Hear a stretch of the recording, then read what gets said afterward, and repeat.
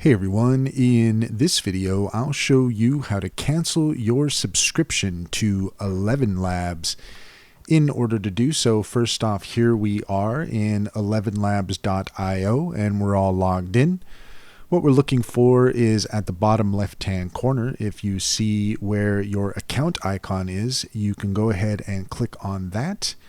And once you do, you will see the subscription option in the menu that appears. We're going to go ahead and click on that. And then from here, you will see the different subscription tiers that you can subscribe to. And in this case, we are on the starter subscription, and you can see here the option to cancel the subscription.